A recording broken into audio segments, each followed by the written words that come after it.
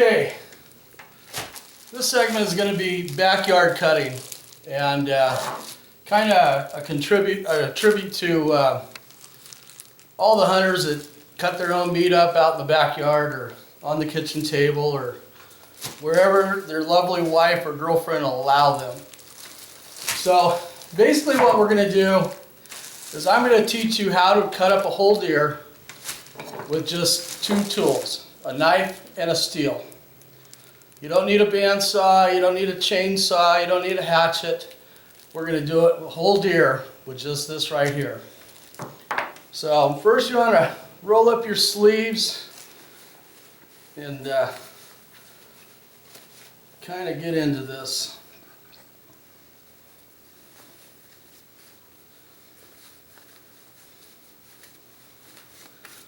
Now, I recommend having a trash bag right next to you. That way you can, any trimmings that you're not going to use, you can put them right in there.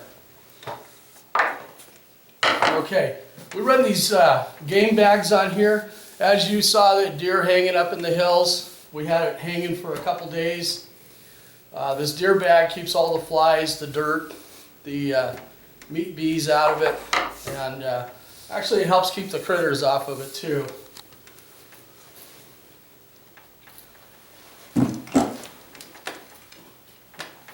These bags are washable. Just put them in bleach.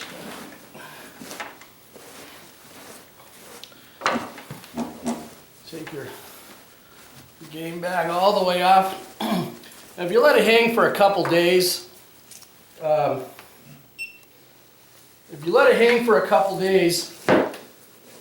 won't have, or you'll have a lot less blood to deal with. Okay? So, when you have it like this, what I recommend is just coming and do a little steel.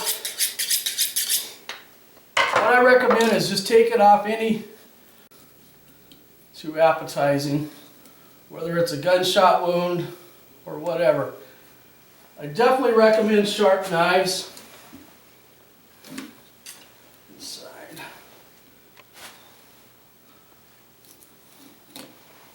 And usually this belly fat will really dry up, and it actually looks worse than it really is. Anything in here?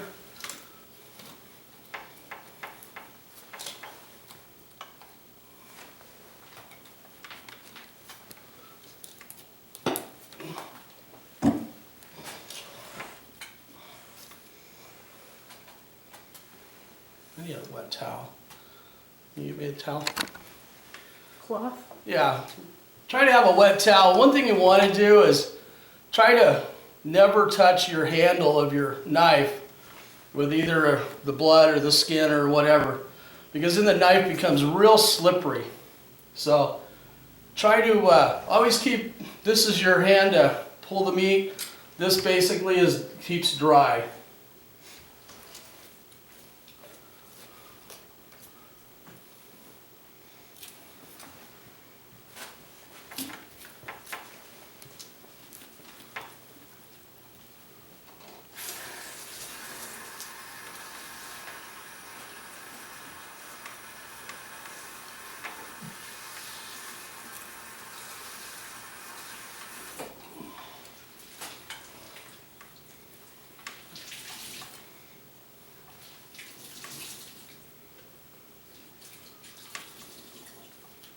This deer is really going to be awesome to eat. It's real tender. There's a little fork and hard.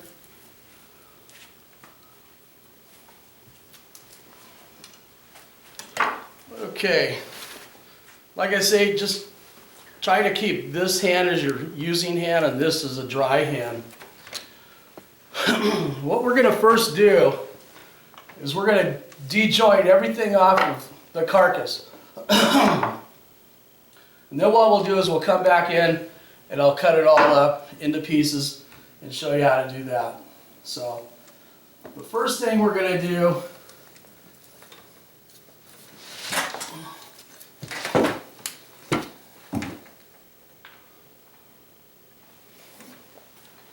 as you can see, there's a line right here. That's actually the hip line. So what you're going to do is you're going to come right in there just like that. Just like that to the backbone. This is actually going to just lay right out like that. You're going to come just right through the pelvic here. I know you can't get this one. You got to come over. Okay, this is the joint right here. This is the pelvic bone right here. This is the joint right here. It's almost, once you've cut this line, here you just pull it apart, it almost just comes apart for you. It's a ball just like that, lays just like that. But right now it's kind of like that. So all you got to do is come in here and detach it. And there's going to be a little like string right there that you're going to take off. Now always remember to cut away from you, never cut to you. You cut to you, you're going to get cut.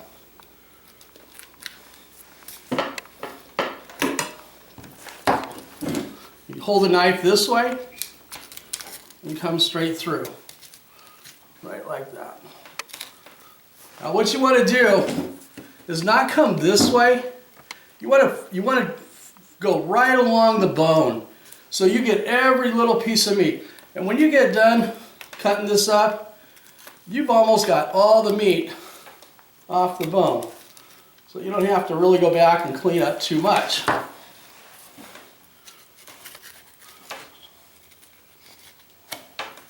Just like that.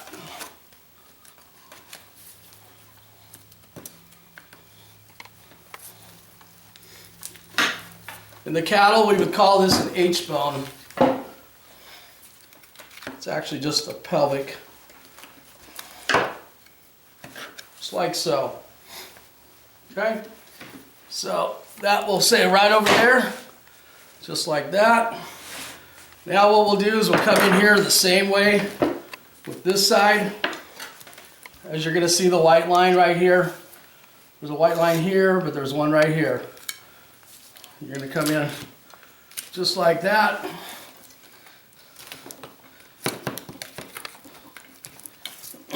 Back again. You're on the ball joint. And the way to get through the ball joints, it's an S. It's literally an S. And that's how you get through the ball joints. Cut the string right there. It's actually a tendon.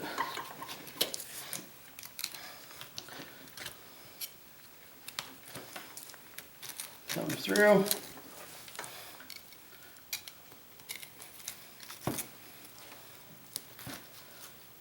Remember, stay real close to the bone. Try to keep all the meat on the part you're working on, or the part you want to keep. Just like so. Okay? So now you've pretty well cleaned this right here up. You can de-joint this. You come right in here and de-joint it right here. But we're not going to do that right now. Turn this around.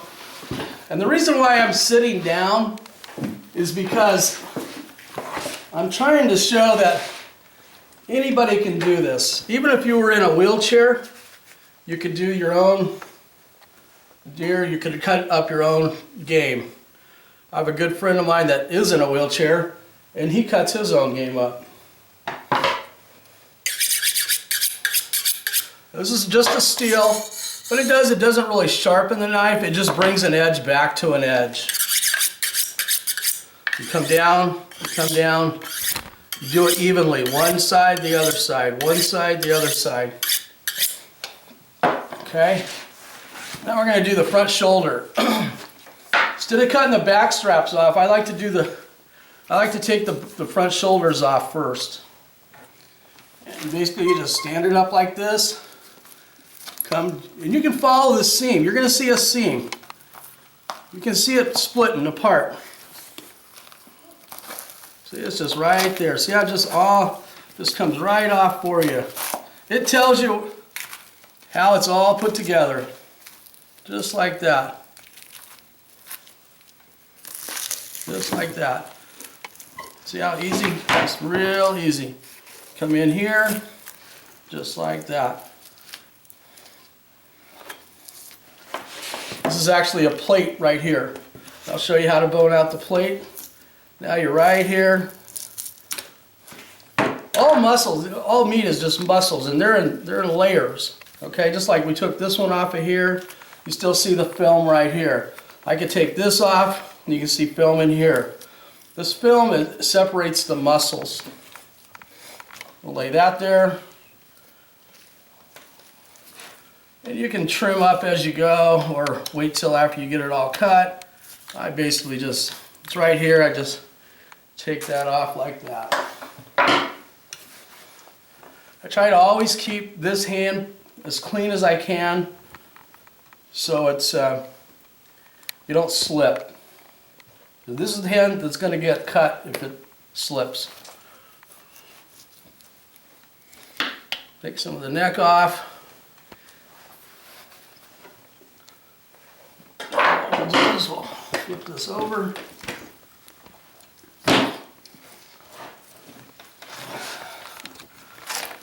Now I shot this one in the neck, so he's pretty clean as far as no gunshot wounds or whatever.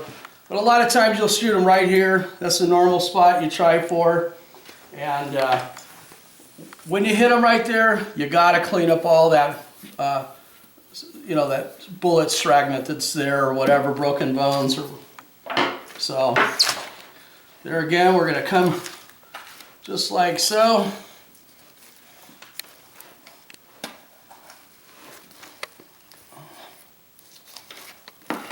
And like I said, it pretty well tells you how it's put together. Just like that. Come up here. Follow that. And if you let them hang, and you got cool weather like we did up there in Tehachapi, and you let them hang for 2-3 days, I'll tell you what, they're going to be very, very tender when it comes time to put them on the grill or whatever you want to do. Okay, so now we have all the legs off. So what it does, it makes this a whole lot easier to use or to work with. So what we're going to do is we're going to come in here. I might need to come back to here. Okay, it's always been a backyard mystery of where they get filet mignon. So I'm going to tell you where they're called tenderloins. So you clean this up. And this is basically, what this is called is suet. It's real crumbly fat. It's not real, it's kidney fat actually is what it's really called. But they call it, in beef, they call it beef suet. But it's actually kidney fat. It's real crumbly. It's different than the regular body fat. So, clean this up a little better.